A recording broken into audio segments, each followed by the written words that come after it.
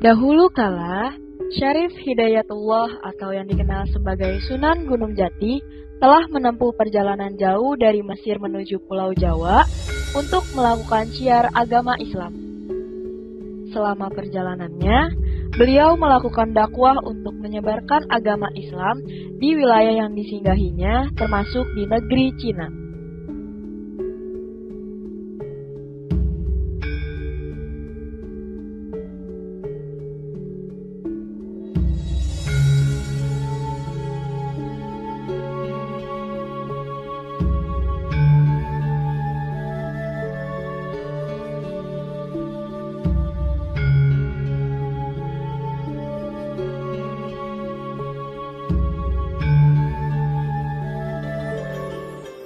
Syarif Hidayatullah dikenal di kalangan rakyat Cina pada masa itu sebagai orang yang pandai dalam ilmu pengetahuan maupun pengobatan.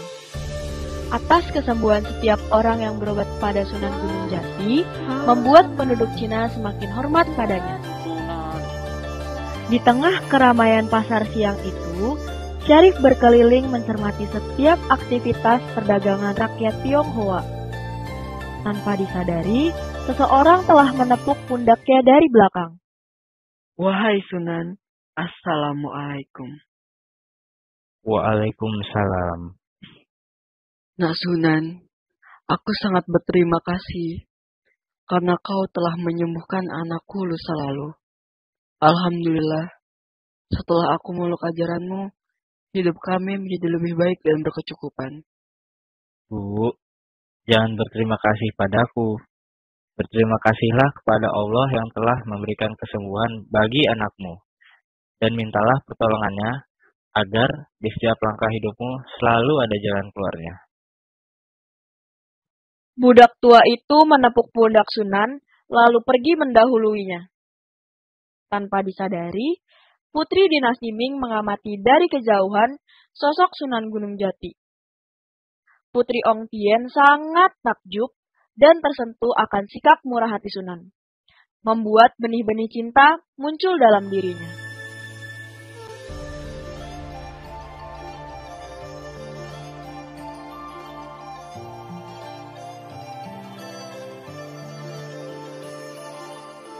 Kepandaian dan kebaikan hati Sunan Gunung Jati akhirnya sampai ke telinga kaisar dari dinasti Ming, bernama Honggi. Kaisar sangat kesal karena terlontar berbagai macam kalimat pujian untuk Sunan Gunung Jati di wilayah istananya. Honggi pun menitahkan pengawalnya untuk mengundang Syarif ke istana agar rasa penasarannya akan sosok Sunan hilang setelah menemuinya. Pengawal! Siap, Wang Di. Bawa Sunan ke hadapanku besok. Baik, Wang Di.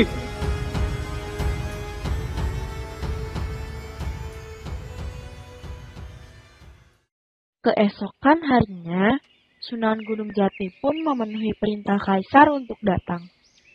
Pengawal menyuruh Sunan untuk menunggu di sekitar balairung istana. Sambil menunggu, Sunan Gunung Jati memilih untuk melihat dan berkeliling di sekitar halaman istana.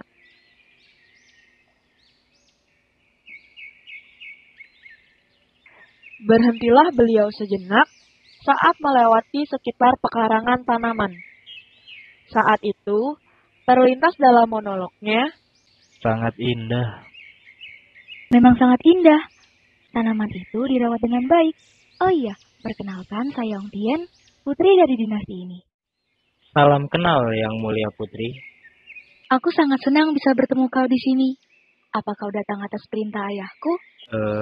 Saya rasa saya harus ke balairung istana karena kaisar pasti sudah menunggu. Permisi.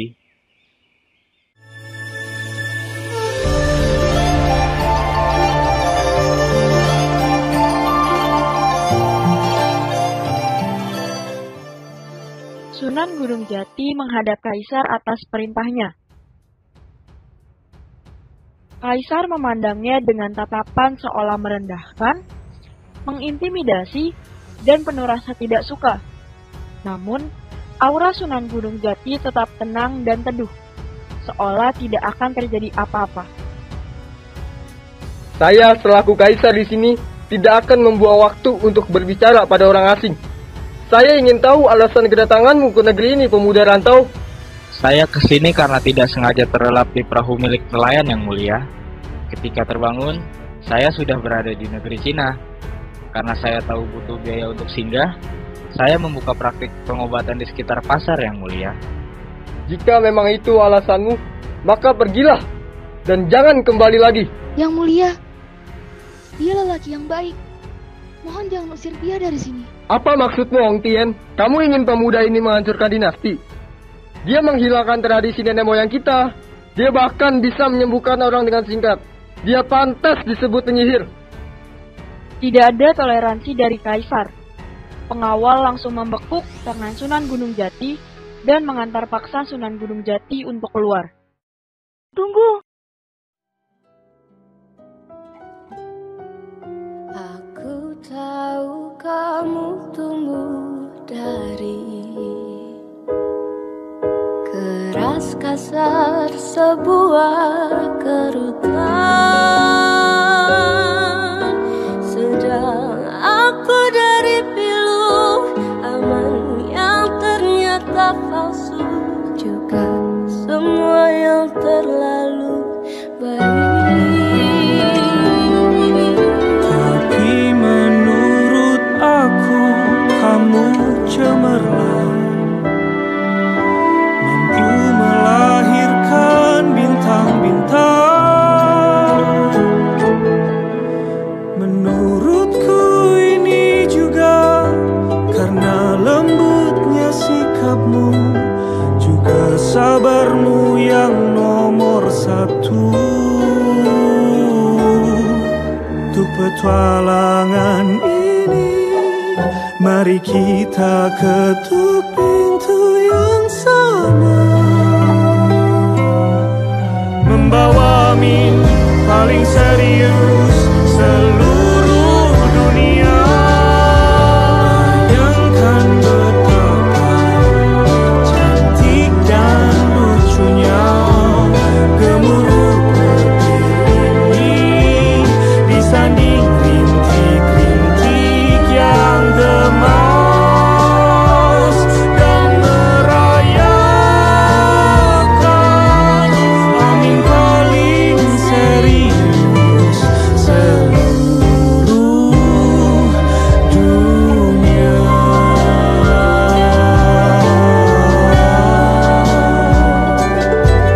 Amin paling serius seluruh dunia.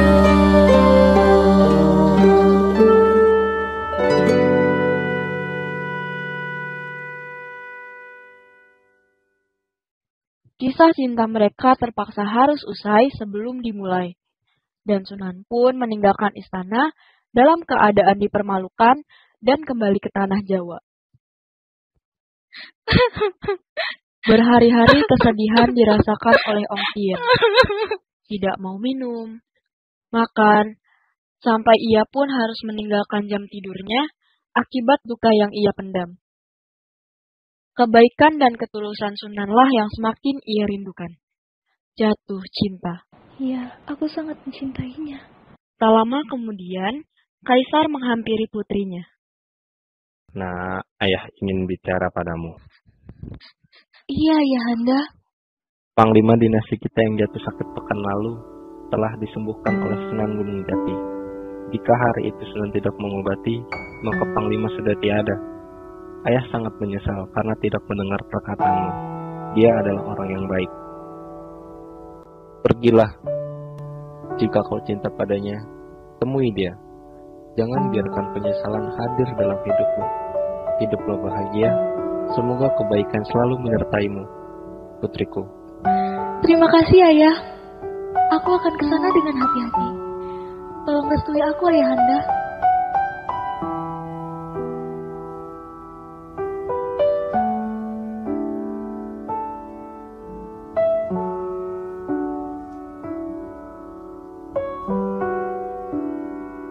Putri Ong Tien berangkat menuju tanah Jawa bersama para pengawalnya. Perahu layar yang ditumpanginya melewati samudra dan menerjang derasnya ombak di laut. Tak lupa juga, ia membawa barang-barang dari Cina sebagai oleh-oleh untuk Sunan Gunung Jati. Barang yang dibawa seperti piring panjang, keramik, guci, pakaian sutra, hingga perhiasan dari emas. Akhirnya, sampailah Putri di tanah Jawa. Hadirnya sosok Ong Tien di Cirebon disambut baik oleh rakyat pribumi.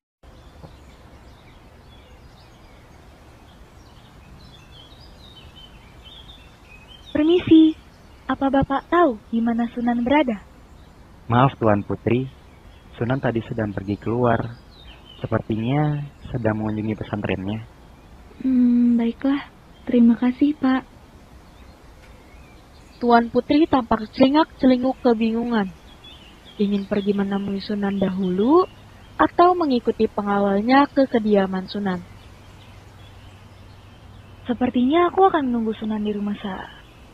Akhirnya, kita berjumpa lagi. Satu hal yang ingin kukatakan padamu. Aku rindu.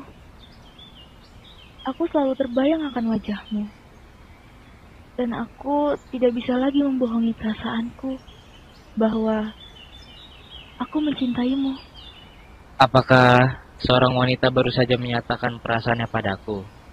Baiklah Tuan Putri Ong, akan kuluruskan semua ini padamu. Seorang laki-laki yang ada di hadapanmu ini, hatinya telah berlabuh pada seorang perempuan yang kelak akan menjadi istriku. Izinkan aku untuk terus berlabuh padamu, Tuan Putri. Maukah kau menjadi pendamping hidupku? Iya, Sunan. Aku mau.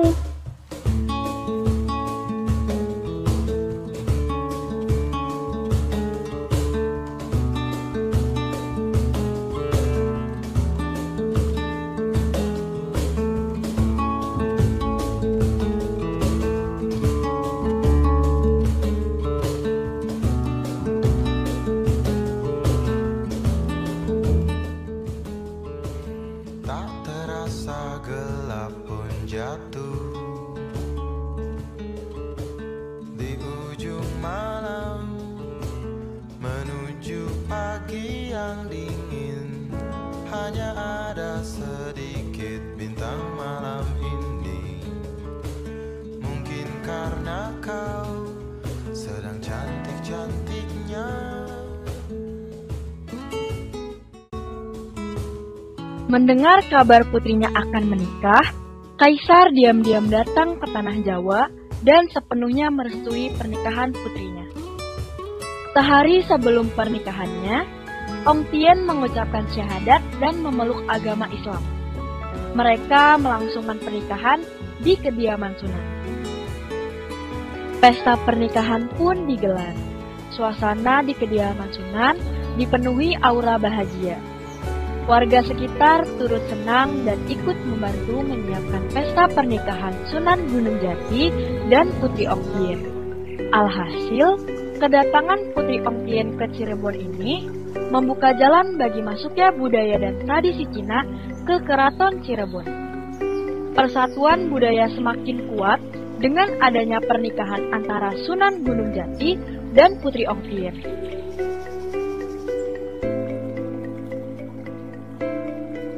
Wah, sungguh indah piring itu.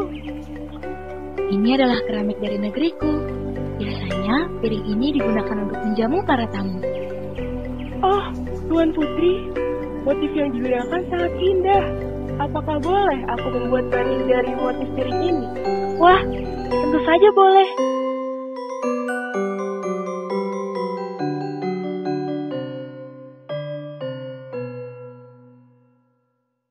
Masuknya budaya Cina ke Cirebon menciptakan akulturasi budaya antara keduanya. Salah satunya adalah kain batik. Para pembatik di Keraton Cirebon pun mulai menuangkan motif-motif budaya Cina ke dalam motif batik daerahnya. Menurut paham Taoisme, awan mengandung makna transendental, di mana awan memiliki konsep kebebasan tanpa batas yang terwujud dalam jarak antar awan yang posisinya berjauhan pada kain. Garis awan pada motif Cina berbentuk bulat atau lingkaran. Sedangkan garis awan pada batik Cirebon cenderung lonjong, lancip, dan segitiga.